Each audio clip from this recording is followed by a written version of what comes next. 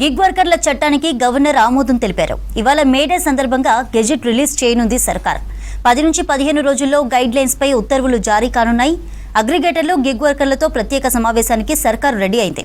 సమావేశంలో guide lines పై gig వర్కర్లతో చర్చించనుంది.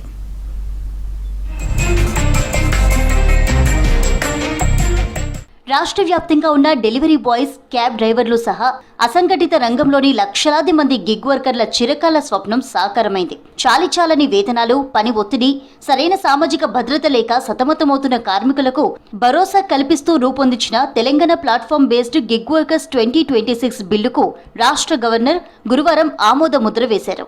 మేడేను పురస్కరించుకుని ప్రభుత్వం గెజిట్ నోటిఫికేషన్ విడుదల చేయనుంది.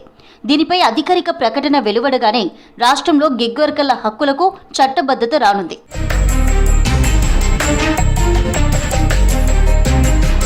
యాప్ ఆధారిత అగ్రిగేటర్ల వద్ద పనిచేస్తున్న కార్మికులకు పని భద్రతతో పాటు ప్రమాద, ఆరోగ్య బీమా, ఇతర సామాజిక భద్రతా పథకాలను వర్తింపచేయడమే ఈ చట్టం ప్రధాన లక్ష్యం. కేవలం చట్టం చేయడం వరకే పరిమితం కాకుండా అది క్షేత్రస్థాయిలో సమర్థవంతంగా అమలు చేయడానికి అగ్రిగేటర్లు స్విగ్గీ, జొమాటో, ఓలా, ఊబర్ వంటి సంస్థలకు చెందిన గిగ్ వర్కర్ల సంఘాలతో కార్మిక శాఖ అధికారులు ప్రత్యేకంగా సమావేశం కానున్నారు. ఇందుకోసం కార్మిక శాఖ మంత్రి వివేక్ వెంకటస్వామి ఆదేశాలతో అధికారులు ఏర్పాట్లు చేస్తున్నారు.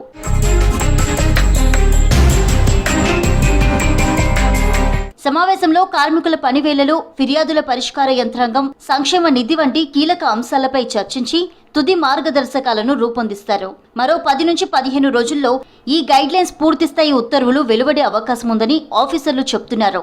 చట్టం అమలుతో గిగ్ ఎకానమీలో విప్లవాత్మక మార్పులు వస్తాయని విశ్లేషకులు భావిస్తున్నారు. ఇప్పటి వరకు కంపెనీల ఇష్టారాజ్యంగా ఉన్న నిబంధనలకు ఇకపై చెక్ పడనుంది. కార్మికుల నుంచి వసూలు చేసే సేవా రుసుముల్లో కొంత భాగాన్ని వారి సంక్షేమ నిధికి మళ్లించడంతో కార్మికులకు లబ్ధి చేకూరనుంది.